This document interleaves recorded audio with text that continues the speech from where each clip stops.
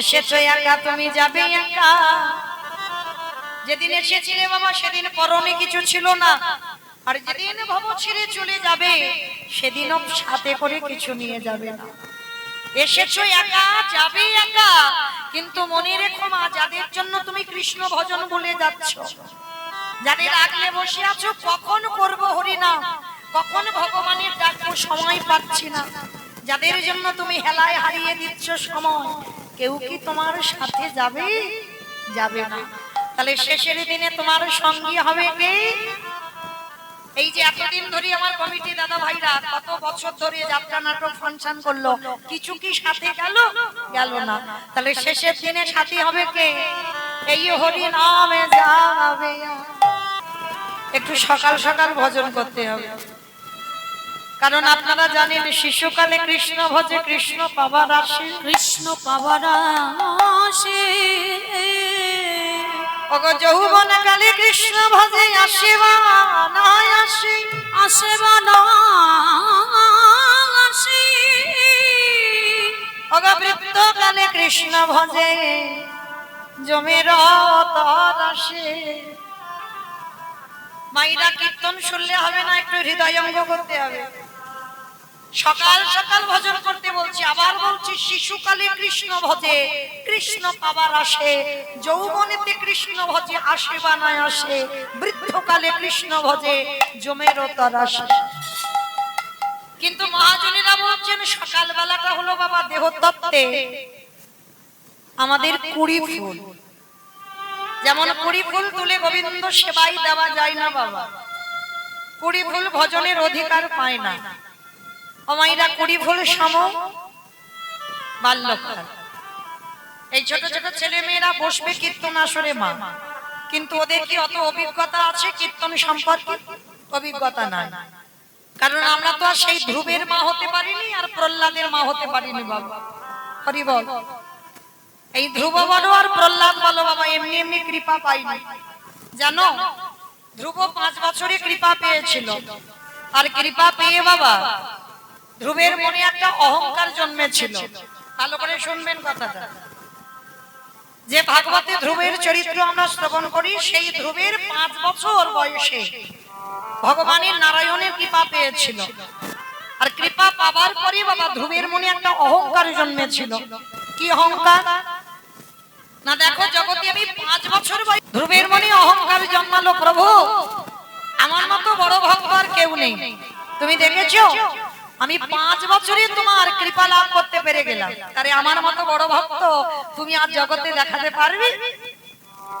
বৈকুণ্ঠপতি নারায়ণ হেসে বললেন, ধ্রুব তোমার মনে বড় অহংকার, তুমি 5 বছরে কৃপা পেয়েছো, অত সোজা নয়, 5 বছরে তুমি কৃপা পাওনি। ধ্রুব মহারাজের হাতটা ধরে বৈকুণ্ঠপতি নারায়ণ বলছে, চলো আজকের আমি তোমাকে সকাল সকাল একটা জিনিস দেখাই। এইবার ধ্রুবের হাতটা ধরে এনেছি, এনে বাবা বিশাল বড় একটা পাহাড়, পাহাড়ের কাছে নিয়ে গিয়ে ধ্রুবকে দেখাচ্ছে, ধ্রুব ভালো করে চেয়ে দেখো, এই যে বিশাল বড় পাহাড়। তা ধ্রুব মহারাজ বলছে, ঠাকুর সকাল সকাল তুমি আমাকে পাহাড় দেখাতে এনেছো?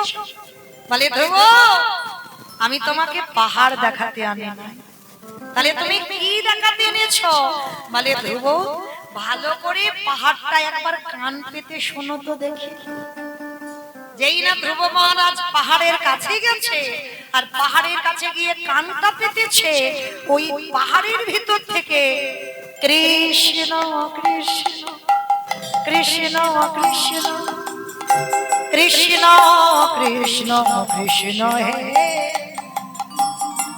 কৃষ্ণ কৃষ্ণ কৃষ্ণ কৃষ্ণ কৃষ্ণ দেখা দাও হে, কৃষ্ণ কৃষ্ণ কৃষ্ণ কৃষ্ণ কৃষ্ণ কৃষ্ণ কৃষ্ণ হে, কৃষ্ণ কৃষ্ণ কৃষ্ণ কৃষ্ণ কৃষ্ণ দেখা দাও হে।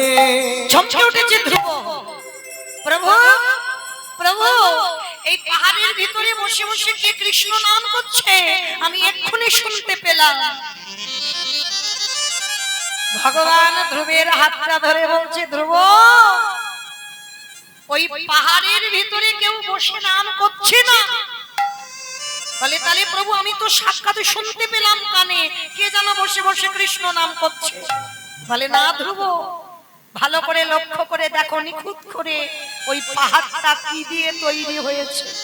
ইট বালি সিমেন্ট মাটির কোনো স্তূপ নয়। ভালো করে ধ্রুব মহারাজ গিয়ে নিখুঁত করে লক্ষ্য করলো, ওই পাহাড়টা কিসের জানো? মানুষের হাড়ের পাহাড়। একটা মানুষের হাড় গুছাতে গুছাতে হাড়ের পাহাড় তৈরি হয়েছে।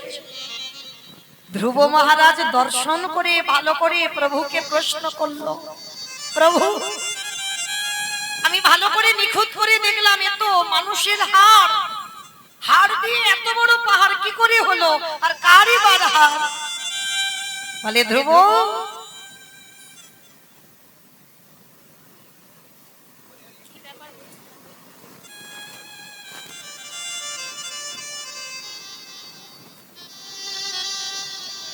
আস্তে, আমার এই ডান দিক থেকে এত আওয়াজ আসছে কেন? একটু আস্তে কথা বলেন।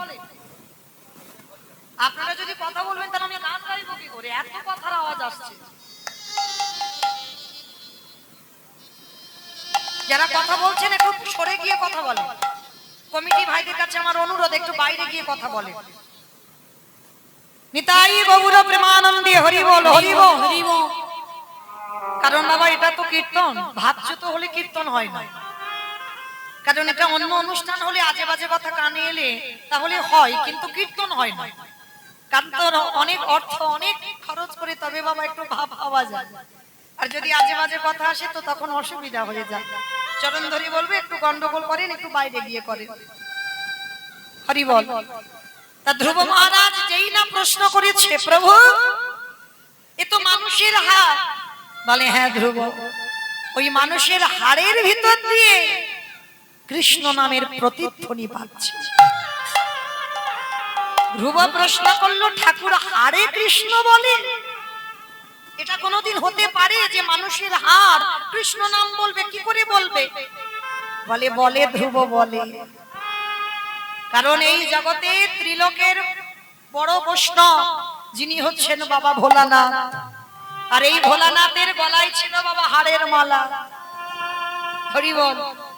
এই হাড়ের মালা বাবা কোন হাড়ের মালা? যেমন তেমন হাড় নয়, মানুষের হাড়, তবে যে কোনো মানুষ নয়।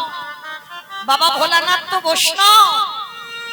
কোন ভক্ত যদি দেহ ত্যাগ করবার সময় হয়, বাবা সেই ভক্তের দরজায় গিয়ে দাঁড়িয়ে থাকে। যে কোনো মানুষের হাড় বাবা গলায় পড়ে না।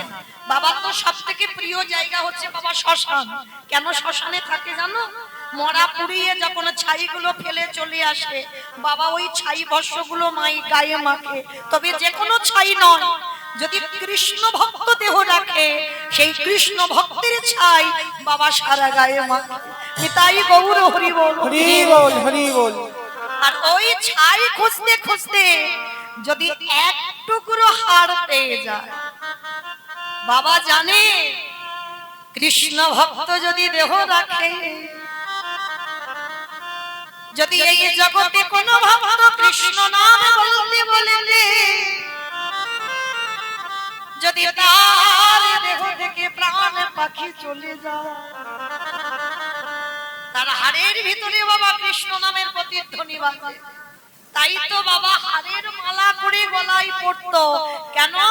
বাবার ভয় হতো যদি কোনোদিন আমি কৃষ্ণ নাম ভুলে যাই, এই মানুষের হাড় যদি আমার গলায় থাকে, ওই হাড়ের মধ্যে কৃষ্ণ নামের ধ্বনি বাজে। এই যে তাই গৌর নদী,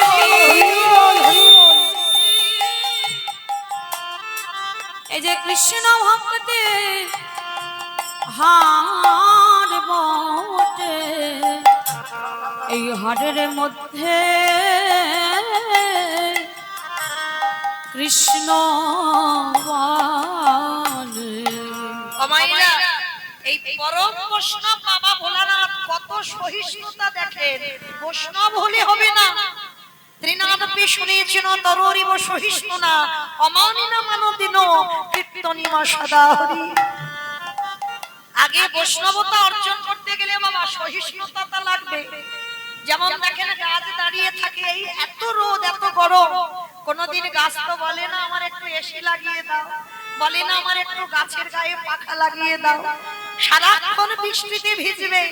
অথচ ওই গাছ আমাদের অক্সিজেন দেয়, আর আমরা এমন দুর্ভাগা জীব, আমরা ওই গাছের ডালপালাগুলো ছিটে দিই, তবু কিন্তু গাছ প্রতিবাদ করে না, একই ভাবে দাঁড়িয়ে থাকে।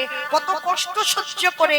বৈষ্ণব যদি হয়েছ, আগে তোমার আচরণটা ওই রকম হতে হবে, তবেই তুমি বৈষ্ণবতা অর্জন করতে পারবে, তার আগে নয়। তো আজকের বাবা ভোলানাথ আপনারা জানেন, সমুদ্র মন্থন করে ভালো ভালো জিনিসগুলো যখন উঠেছিল, দেবতাগণ আর অসুরগণই সব ভাগাভাগি করে নিল। আর মায়েরা যখন কালকুরি বিষটা উঠেছিল, তখন আর দেবতারা নেবে না, আর অসুররাও নেবে না। আর ওই যদি যে বিষটা উঠেছিল বাবা, ওটা যদি একবার পৃথিবীতে পড়তো, পৃথিবীটা লয় প্রলয় হয়ে যেত। তাহলে দেবতারা এতক্ষণ টানাটানি করছিল, এটা আমার ওটা আমার, অসুররা বলছিল ওটা আমার সেটা আমার, কিন্তু যেই না ওই বিষটা উঠলো, কেউ আর ধারে কাছে নেই, সবাই পালিয়ে গেছে। পরম বৈষ্ণব মনে মনে ভাবলেন, মৃত্যু যদি হয় আমি মরব, কিন্তু জগতে যেন সবাই ভালো থাকে। যার জন্য কলিযুগে অদ্বৈত আচার্য গোসাই একার জন্য কৃষ্ণকে গোলক থেকে ডাকেনি, গোটা সমাজের মঙ্গলের জন্য তিনি 12 বছর তুলসী ভাসিয়ে রেখেছিল। নিজের ব্যক্তিগত মঙ্গল নয়, সবার মঙ্গলের জন্য। তা সেই বাবা যখনই বিষটা উঠল না, নিজেই পান করেছিল। নারদ মুনি প্রশ্ন করেছিল বাবা ভোলানাথকে, আচ্ছা ভোলানাথ, তুমি যে বিষটা খেলে, আচ্ছা বিষটা খাওয়ার পর তোমার ওই কণ্ঠে আটকে গেল কেন? তুমি ভিতরে তো একটু দিতে পারতে, তুমি কণ্ঠে আটকে রেখে দিলে কেন? যার জন্য বাবার নাম হলো নীলকণ্ঠ। এই কণ্ঠে দেখবেন বাবার একটু নীল মতো হয়ে আছে, কারণ ওই বিষটা ওইখানে আটকে গেছে, এর ভিতরে আর যায়নি। তা নারদ মুনি তো বড় চালাক, প্রশ্ন করেছিল ভোলানাথকে, বলো ভোলানাথ, ত্রিদেবের মধ্যে তুমি একটা দেব, তাহলে বলো ওই যে বিষটা উঠলো তুমি কণ্ঠে ধরলে, ভিতরে দিলে না কেন? বলে, ওহে দেবঋষি, আমি ভিতরে দেব কেমন করে তুমি বলতে পারো? আমি যখন নয়ন মুদ্রিত করে ঘুমাইয়ে থাকি, আমি দেখি আমার হৃদয়ে মাঝে গোবিন্দ দাঁড়াইয়া আছে। যখন আমি চলাফেরা করি, দেখি আমার হৃদয়ে গোবিন্দ বাসা বেঁধে আছে। যখন আমি ধ্যানস্থ হয়ে যাই, তখনই দেখি গোবিন্দ আমার হৃদয়ে আছে। তাহলে বলো দেবর্ষি, যে হৃদয়ে আমার ভগবান বাস করে, বলো বলো নারদ, সেই হৃদয়ে কেমন করে এই বিষ তুলে দেব? তাই আমি কণ্ঠে আটকে রাখলাম কেন জানো? আমি কষ্ট পাই পাবো, এই জগতে প্রতিটা ভক্তের হৃদয়ে আমার গোবিন্দ দাঁড়িয়ে আছে। বিষ যদি আমার হৃদয়ে যায়, তাহলে আমার গোবিন্দ বড় বড় ব্যথা পাবে। আমি পাই তুমি বিষ কণ্ঠে ধরলাম, আমার গোবিন্দ বড় বড় ব্যথা পাবে। তাই তো নারদ তোমার চরণ ধরে বলি, এই জগতে যত যত ভক্ত আছে, সবার হৃদয়ে আমার গোবিন্দ বাসা বেঁধে আছে। শুধু একবারে ডাকার অপেক্ষায় বসে থাকে,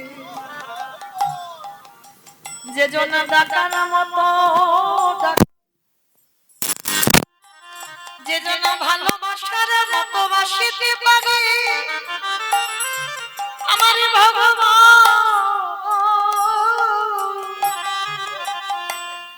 পৃথিবীর যেখানে থাকুক না কেন, সে যে ভক্তের ডাকে আমারে দয়াল ছুটিয়া যে জনে কাঁদা প্রাণী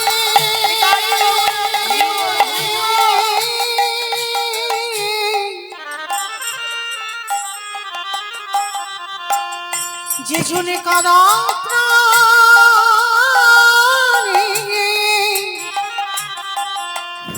একেবারে ডাকারে মতো ডাকিতে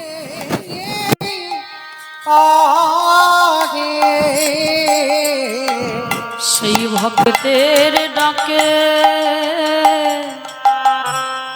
দয়ালে ছুটে আসে। তাহলে আপনারা বলেন বাবা ভোলানাথ প্রমাণ করে দিল হাড়ের মালা গলায় দিয়ে কেন মানুষের হাড়েও কৃষ্ণ নামের প্রতিধ্বনি হয়। যদি একজন ভক্ত অহর্নিশি এই বদনে কৃষ্ণ নাম ছাড়া আনে বলে না, যে জন কৃষ্ণ নাম ছাড়া আনে জানে না, সেই ভক্ত যদি কোনদিন দেহ রাখে সেই ভক্তের মৃত্যুর পরেও সেই ভক্তের ওই মরা দেহের যদি হার নেওয়া যায় সেই হারে কৃষ্ণ কৃষ্ণ কৃষ্ণ বলে। যে জনে কৃষ্ণ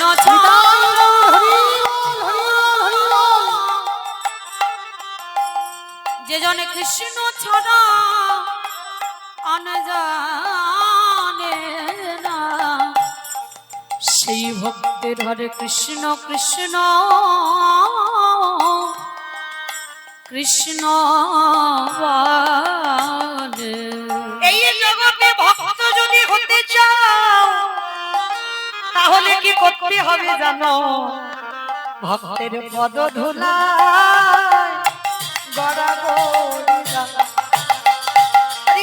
ধুলা গায়ে মাখো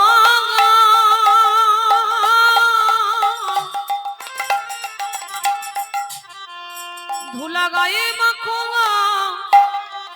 আনন্দ মনে ভক্তের পদ ধুলা গড়াগড়ি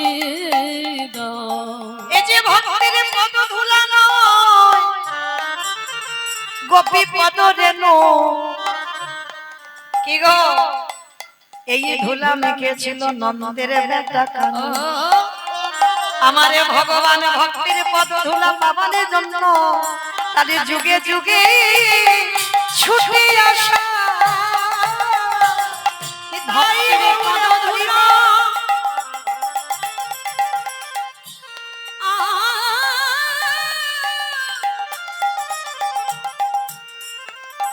ভক্তের পদ ধুলা ধুলা পাবার লাগি সে যে যুগে যুগে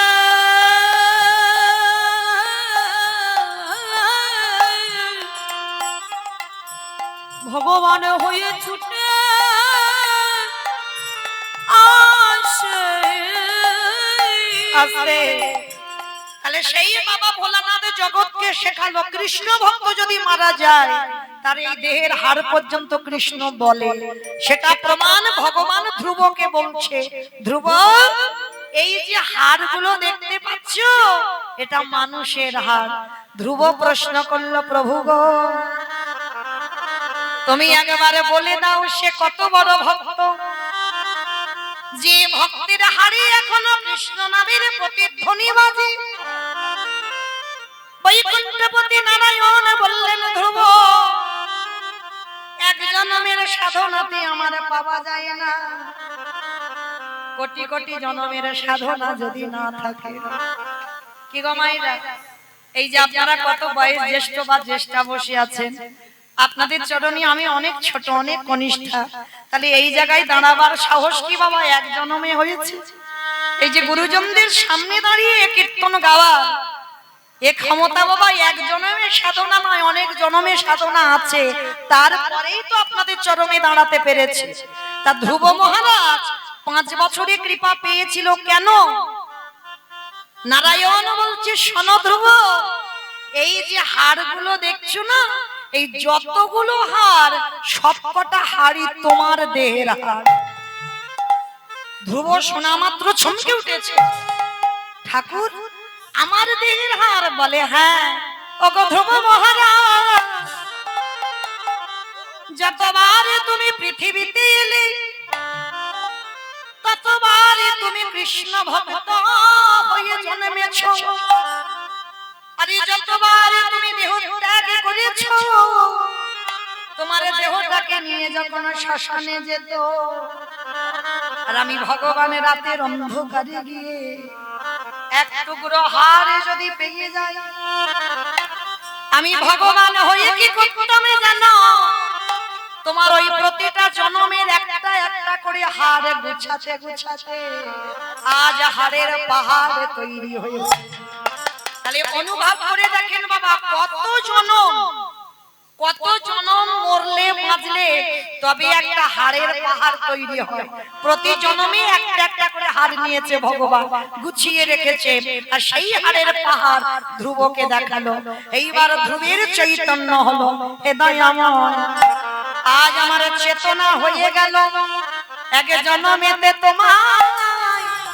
তোমায় পাওয়া যায় না। এই যে বহু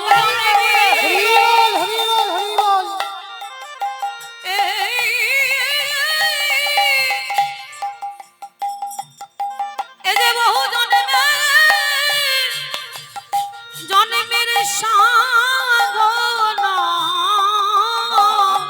প্রভু এক জন্মে তোমায় পাওয়া যায় না। তাহলে মায়েরা, আজকে সেই ধ্রুব মহারাজ প্রমাণ দিয়ে দিল যে এক জন্মের সাধনায় কৃপা হয় না, কোটি কোটি কোটি জন্মের সাধ্য না হলে তবেই বাবা গৌর গোবিন্দ কৃপা হয়। নিতাই গৌর প্রেমানন্দে। তাহলে এই কথাটা বলার কারণ কি?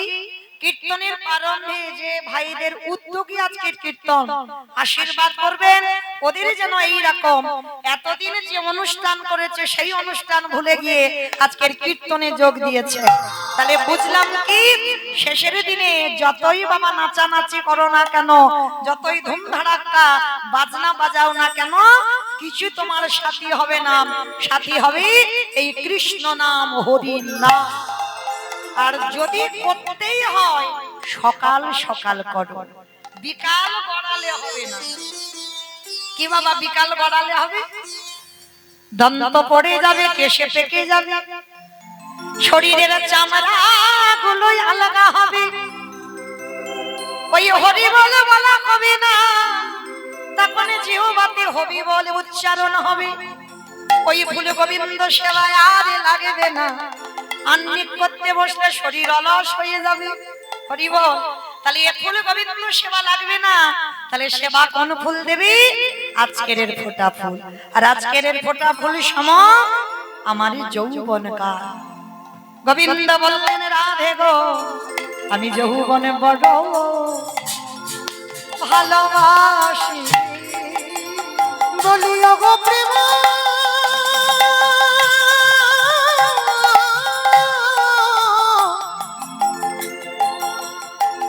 বলিও গো প্রেম ওই রাধে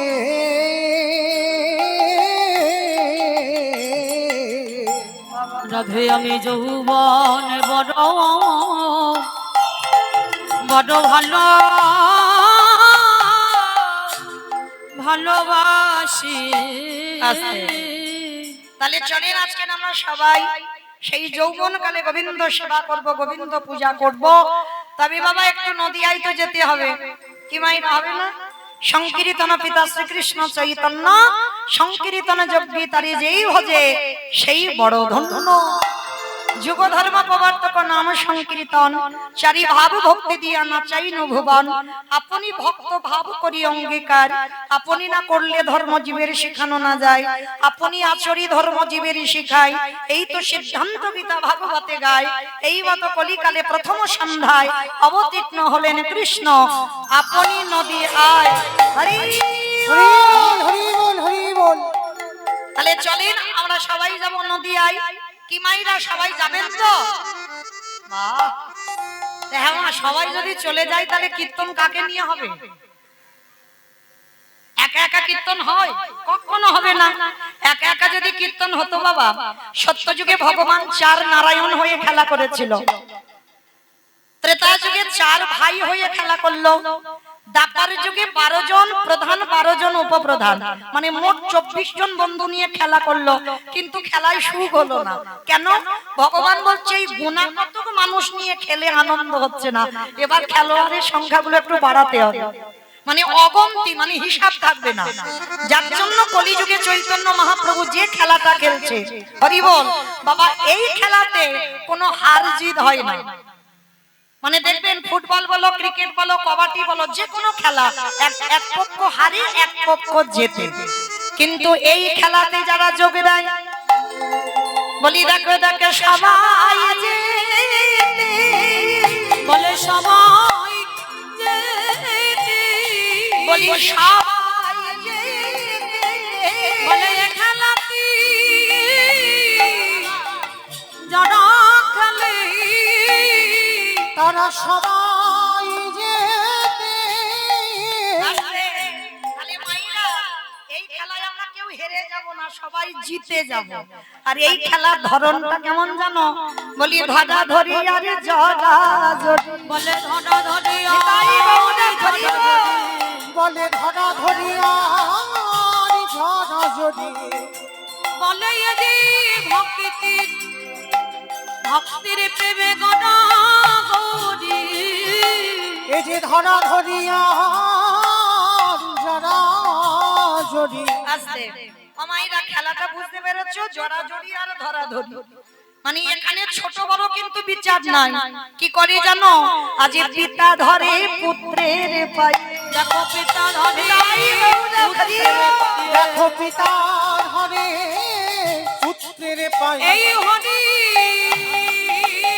নামে নামের আনন্দেতে দেখো পিতার হরে পুত্রের পাই আস্তে যদি বলেন কেন এই যে আমি কীর্তন করছি বাবা অনেকের তো সন্তান সম অনেকের ভগ্নী সম অনেকের ছোট কিন্তু আটকানো যাবে কি হরিবাসরে দাঁড়িয়ে বাবা সবাই চরণে পড়ে যায় মহাপ্রভু বললেন এইটা হচ্ছে কলিযুগের খেলা মানে জড়াজড়ি ধরাধরি পিতা পুত্রের পায়ে ধরবে পুত্র পিতার পায়ে ধরবে এটাই হচ্ছে খেলা আর এখানে সংখ্যা অগন্তি কি বাবা গোনা কত আছে এখানে হিসাব করে রেখেছি যে এই হরিবাসরে মানে 100 জনের বেশি থাকা যাবে না হবে কি হবে না এখানে খেলোয়াড়ের সংখ্যা অগন্তি তাহলে চলেন সবাই আমরা একসঙ্গে খেলবো আর খেলার ধ্বনিটা কেমন জানো ওগো জয় জয় জয়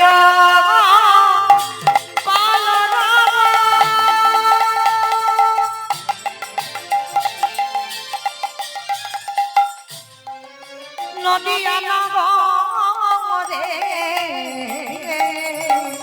ওগো জয় জয় কাল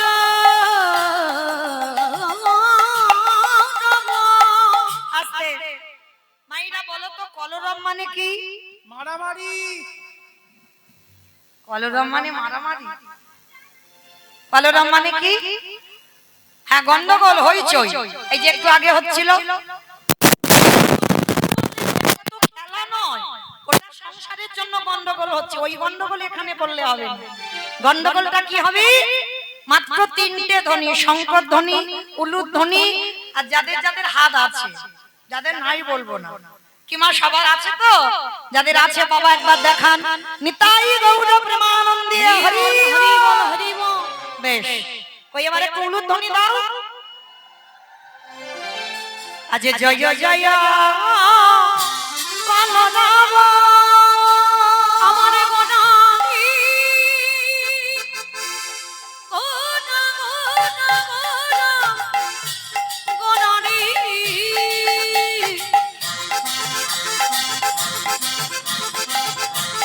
গোড়া গোড়া গোড়া ও নারী গোড়া গোড়ারি ওই নদীয়ার চাঁদ গোড়া আমার রানী গোড়া আজি জয় জয় কলা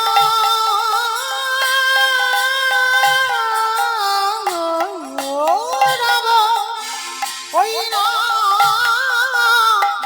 নদীয়া নগরে অগজন বলা ভিবে গোটা সচির অয়দলে ওই না জনমনা রে গোনা সৌচির গোড়ারি ওই না জনমলা লোহিবে গোরা সচির যুদারে ওই না নদীয়াতে প্রভুর উদয় হলো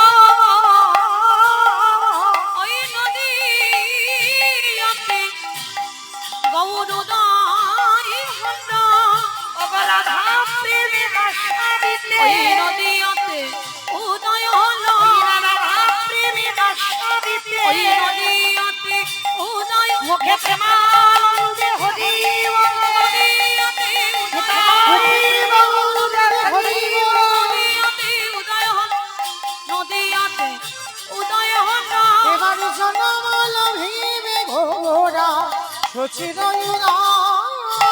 যুদারে তাহলে কৃষ্ণ কলিযুগে গৌরাঙ্গ হলো না আগে জানতে হবে বাবা এটা কলিযুগ আর কলিযুগে তো যাগযজ্ঞ নয় ব্রত পূজা নয় ধ্যান তপস্যা নয় চৈতন্য মহাপ্রভু বললেন কেউ যদি যজ্ঞ অনুষ্ঠান না করে তাতে অসুবিধা হবে না কেউ যদি ব্রত পূজা অর্চনা না করে তাতেও খুব একটা অসুবিধা হবে না কেউ যদি পারব্রত নাও করে তাতেও অসুবিধা হবে না কিন্তু কলির মানুষকে একটাই পথ অবলম্বন করতেই হবে বাবা সেটা কি হরির নাম হরির নাম হরির নামই কেবল কে বলো নাস্তে নাস্তে নাস্তে ভগতির গতির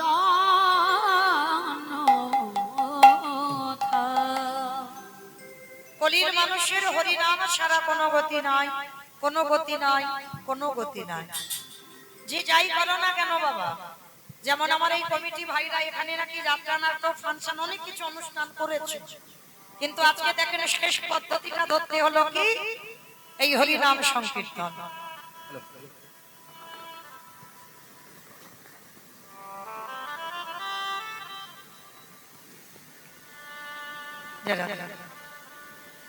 আমাদের শেষ পদ অবলম্বন করতে হলো বাবা হরিনাম তাহলে এইটুকু শুনে আমি অনুভব করলাম বাবা যে যাই করি না কেন শেষের দিনে সম্বল হবে এই কৃষ্ণ নাম এই হরিনাম এই নাম ছাড়া তোমার সাথী আর কেউ হবে না যে যতই বলুক না কেন বাবা আমার আমার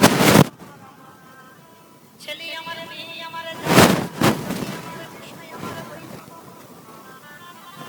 কিন্তু মনে রেখো মাসি যদি বেজে যায় পড়ে থাকবে সরকারি খামা আমাদের পচা দেখো দেখো যাবে যেদিন তুমি ভাবো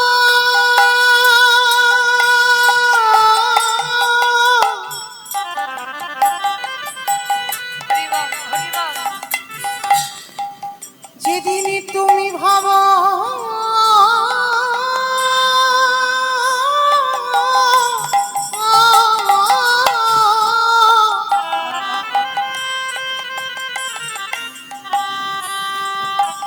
যেদিন তুমি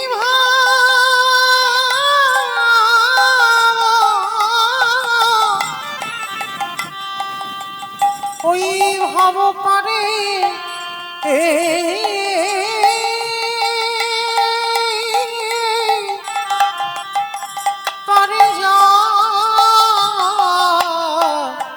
যাবে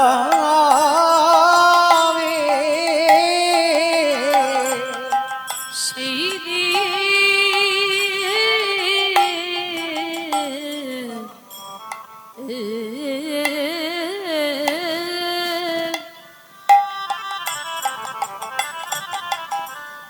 সেই দিনে নামে যাবে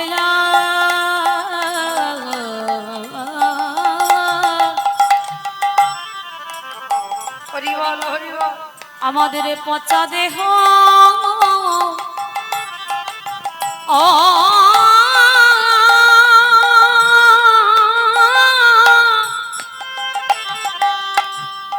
দেহ যাবে।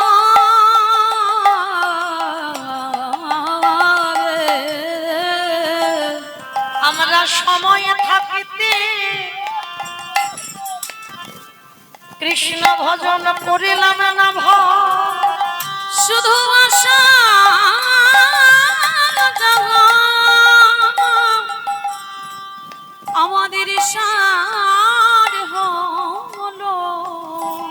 আমাদের কারোর কৃষ্ণ ভজন ভজন হলো না ভয়। কৃষ্ণ বলব বলি এইভাবে আমরা সবাই মায়ার বাঁধনে বন্দী হলো। হা কৃষ্ণ বলি নানা কাঁদলাম না রে। হেদয়া মায়া শুধু এলাম খেলা রোজগার করে চলে গেল। আমাদের হলি বলা আরে হলো না রে। হেদয়া মায়া আমি এবারে পারে ঘাটাতে আমি দাঁড়াইয়ে রইলাম। বলে এইবার উদ্ধার করো মোরে। হেদয়া মায়া আমার কেশে ধরে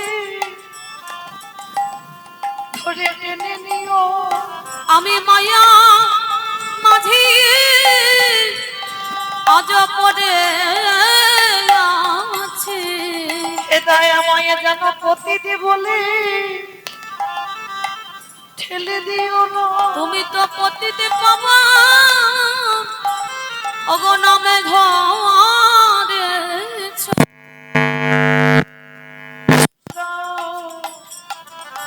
ছাড়া করো না হে।